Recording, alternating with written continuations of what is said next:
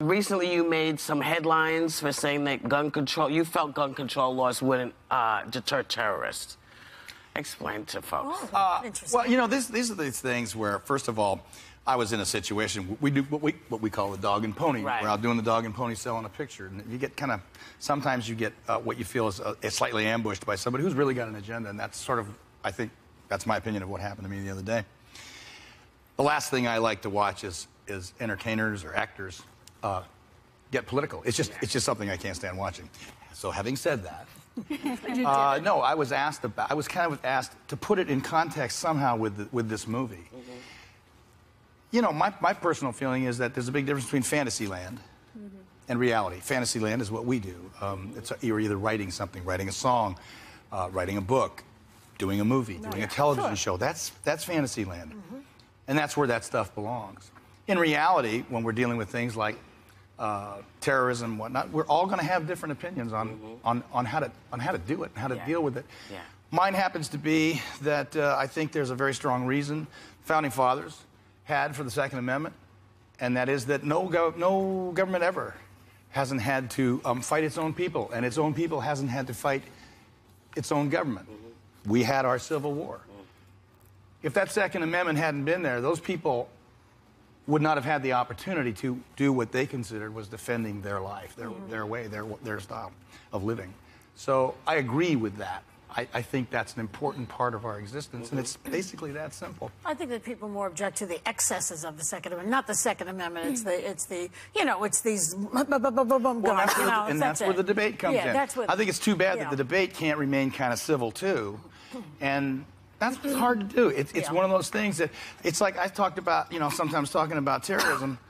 Whatever we do, we all have our opinion on that too. Whatever we do, we're a little late for the people who've died. Mm-hmm. And if you know somebody, or you know a child that was maimed in that situation, I got a strong feeling that one's opinion has a tendency to change that. Yeah.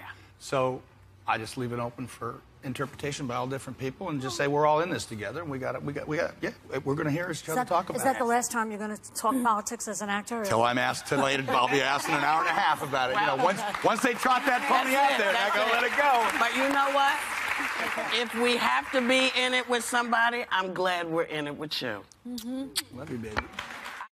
In the New York Times this morning, and the guy interviewed many people from the Midwest and from the West about San Bernardino.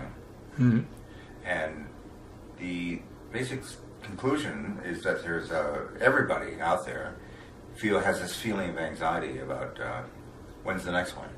No, I think so how do you connect the dots for me? I think that there's a feeling about shootings and violence. It's different now in 2015 than it was in the mid-90s.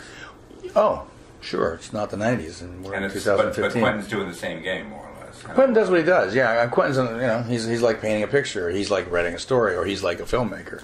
Right. No, I think that to mix and match reality with fantasy is something I don't understand, but that's just me. Yeah. I think that we should understand the difference.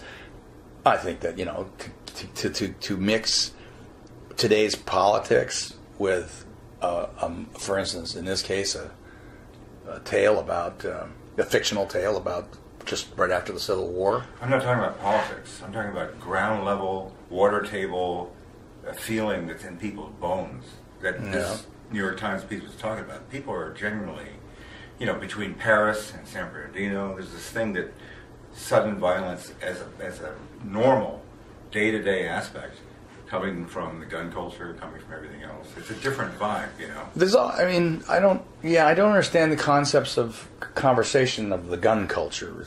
We've lived with guns since, the 7th century or something? I don't know. We all know that right now, guns is a trope. It's it's not a trope, it's a totem, it's a metaphor that disenfranchised white guys need. It makes them feel good because they're being You can say what you want. I don't agree with that. So it's not my thing. But it's statistically you can look. If you think gun control or something like that is going to change a terrorist point of view, I think you're out of your mind. I think I think anybody is. I think it's absolutely insane. The problem we're having right now is that we don't have the concepts of how to turn it around and say, you know, you may think you've got me worried about what you're going to do. Dude, you're about to find out what I'm going to do. And that's going to worry you a lot more. And that's what we need. That will change the concept of gun culture, as you call it, to something of reality, which is if I'm a hockey team and I got a guy bearing down on me as a goaltender, I'm not concerned about what he's going to do. I'm going to make him concerned about what I'm going to do. I guess Obama's point was that the guys who are on the no-fly list because of terrorist connections, can get a gun pretty easily. They can also make a bomb pretty easily. Yeah. So what? They can also get knives and stab you. What are you going to do about that? They can get cars and run you over with them. What are you going to do about that? What are you going to do about that? They didn't kill the people in San Bernardino. Oh, but they've killed others that way. Haven't they? Yeah. Yes. Yeah. So what are you going to do? Outlaw everything? That isn't the answer. Just put some controls. Put some controls. What? So the people who want to defend themselves can't? No, not so you can't. Just so the idiots can't get a hold of them. That's Do you really believe they're not going to? Are you serious about that? Yeah, are you seriously? What good will that? Oh my God! You and I just disagree. Okay. You and I just disagree. I understand that you think that you can control the behavior of people that are dead set on taking your way of life away from you. I think you can control that. No. And there's only one thing you can do with that, and that's say, no, dude, that's not going to happen. Okay. That's just not going to happen. Speak with you, man. Good talking with you. Good luck with you. All right. Good. Second Amendment, gun control. You've been on the NRA's board since '95, and this is a subject that you maybe feel more strongly about than any other. I believe that make your case. I believe that a person's moral compass can be determined by how he references free men the right to defend themselves. The Second Amendment is so obvious to me; it's insane that there's an argument. God gave, let's pretend there is no document. Let's pretend brave families didn't leave the tyrants and the slave drivers of Europe so that they could practice the religion of their choice, so that they could speak out without being murdered, that they could produce wool without the king's men coming and taking it from them every season of harvest. Let's pretend none of that happened. Let's just pretend this guy named Ted Nugent parachuted onto Earth and woke up one morning and saw these wonderful resources and had dreams of excellence and being the best that I could be. I don't need a document, and I don't need another man to explain to me that I have the right to defend my gift of life.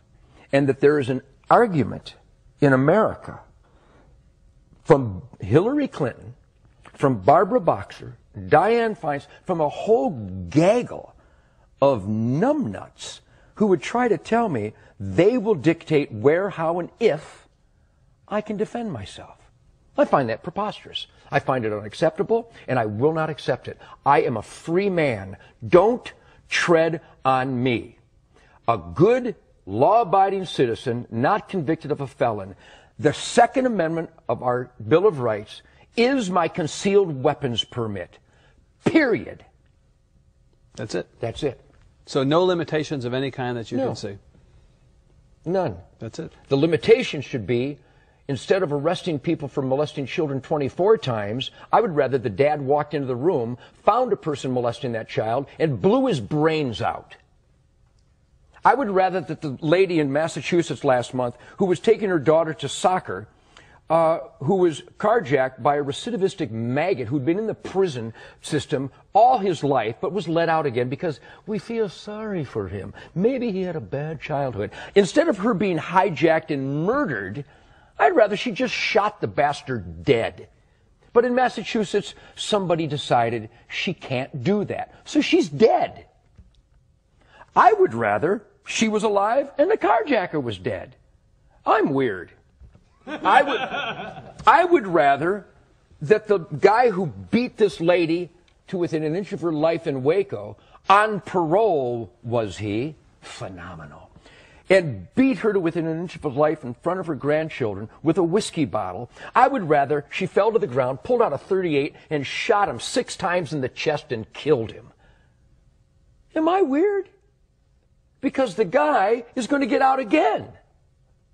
I don't like repeat offenders. I like dead offenders. Sorry about that. At least yours doesn't play Call Me Maybe. Yeah, like exactly. Sorry about that. He had an Illinois firearm ID card and a concealed carry license in that state. And in Virginia, the gun laws are very, very lax. They're very, very loose. But law enforcement officers will tell you when there's more than one person that has a gun, it makes the situation more dangerous for them because they don't know who the bad guys are. But you know what? More guns is not the answer. Because I live in New York State, I just want to say this one thing because it's personal, really. Yeah. Because I live in New York State and there are tight gun laws here.